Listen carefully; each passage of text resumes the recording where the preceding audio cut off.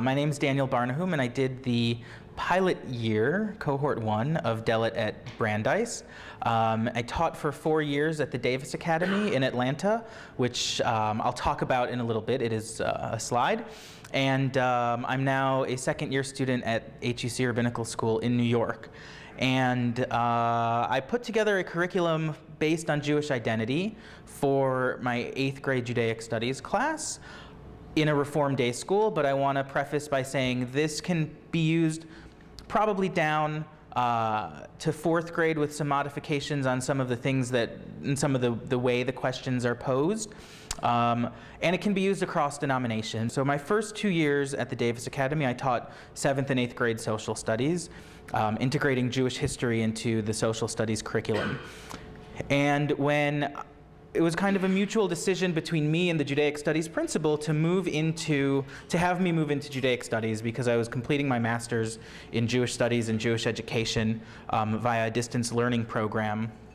And one of the things that we really were striving to do was really to foster a Jewish identity in students, help them develop a religious identity, understanding that developmentally in a spiritual sense, and not just in a spiritual sense, 7th grade, 8th grade, 9th grade is really when sense of identity, who you are in relation to other people and who you are in terms of yourself, really starts to be formed. And so recognizing the ability to really mold this age of people meant that if we focused really on Jewish identity, and if we really thought very hard about how are we going to push these students to think about who they are as Jews, then the ramifications for that can only be positive and can only be good for them in the future. The third influence for this was really the DELIT Beit Midrash that we had done at Brandeis. And this was a Beit Midrash where we studied text in Chavruta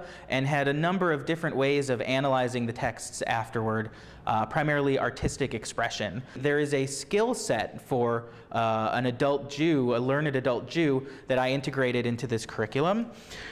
So who are the students that I'm teaching? Again, they're 8th graders.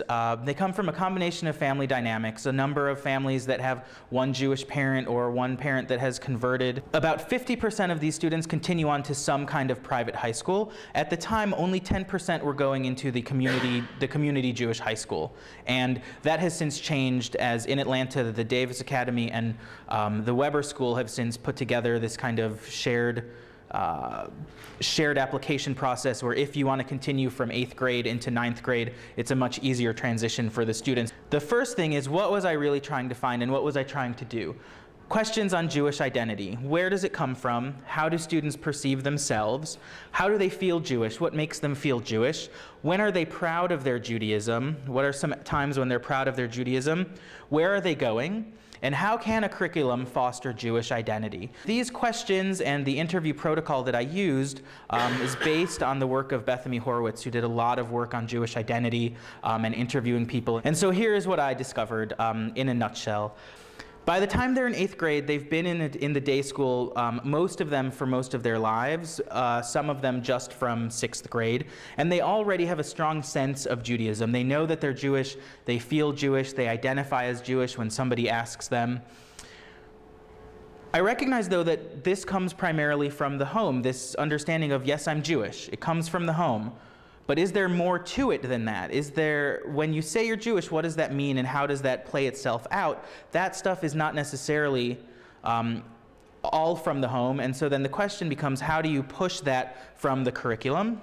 There's a pride in being able to explain their Judaism for these students. I had a number of students tell me anecdotes about being on a sports team or going to the Duke Talented Young Students program over the summer, and for the first time really being surrounded by people who are not Jewish and really feeling a sense of pride in being able to say, I'm Jewish and this is what I believe. From this, one of the curricular recommendations was a broad interfaith dialogue. And finally, as I had known anecdotally, most of the students did not have any plans for formal Jewish high school education. At the time, again, this Hebrew high school program, they knew it was a social thing, they signed up for it as a social thing, they weren't planning on going to be confirmed, they weren't planning on continuing their Hebrew studies, they weren't they weren't really looking forward to it. And so I asked the students, I gave them 4 index cards, and I asked them to put the index cards in order of how they would describe themselves. And so I gave them 5 index cards actually, and here were the index cards. And so as they come up, I want you all to think about, how would you put these in order? Which would you put first? Which would you put second, third, fourth, etc.? The first card, and I placed them all on the table and told them that, there's no order for how I'm putting them out. It's entirely up to you. The first card is Jewish. The second card is American, and these are the 2 cards basically that we were given at Delit. Are you an American Jew or are you a Jewish American? And so I thought, let's expand this a little bit for these students, give them a little bit more of an option. The third card said either male or female, depending on who I was interviewing. The fourth card said human. And the fifth card I left blank and said, if there's something that you feel does not fit or that isn't here, is an integral part of your identity, add that to it. I was thinking of it as, what's the biggest factor, what's the biggest drive behind the lens that I look at things or how I make decisions? And either, like, what is the thing that puts me in a position to make a decision? Like, being Jewish drives the way I spend my time, where I'm working, how I spend my week, things like that. So that's like on the top of the list. And then I went down from there.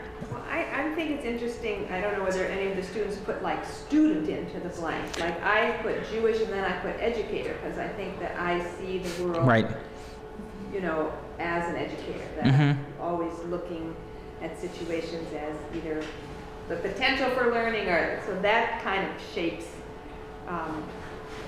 my sense of self. But 5 out of the 6 of them put human first, and when I asked them why, it wasn't a biological reason. It wasn't, I'm a human first. It was because they identified as a member of a global society. And so it was very interesting, particularly in light of the movie that we saw last night. For my students, or at least these 6 students, and so to extrapolate out from there, the big tribe of humanity was the most important factor for them. Let's just take a brief look one more time at this brainstorm. And so we have all of these things, and so I think we could probably categorize some of these. Food and culture might come together, and sometimes that deals with the calendar and holidays. Texts and literacy coming together with Hebrew. What's the role of Hebrew? So some of these things can be easily categorized and put together. And so had I been working with some other people, it might have come out a little bit differently, but I want to show you what it is that, that I came up from. Sorry, those yeah. components? Yes? How did you use them? One more time? Those are components that we had brainstormed here together. Right. So here's what I came up with momentarily as we get to the next slide. Here's what I came up with as core components, kind of broader categories. So first, some kind of connection to the text. Text being something critical in Judaism. And even if the connection that the students have to the text is, I don't believe this and this doesn't speak to me, a negative connection is still a sense of connection to the text. A connection to history, both ancient history of the Jews and modern history of the Jews. A connection to Israel, and this was very interesting in light of the last presentation I went to, or one that I went to. they're all so much information that it's hard to put back where I heard it, but we all have this idea that we're supposed to teach Israel. Why do we teach Israel? Why, what is the rationale behind it? Well, my rationale behind it is that the 8th grade every year takes a 2-week trip to Israel, and so in the same way that, you wouldn't necessarily send kids to a zoo without learning a little bit about the animals, would you send kids to Israel without letting them have a sense of what it is exactly they're going to see?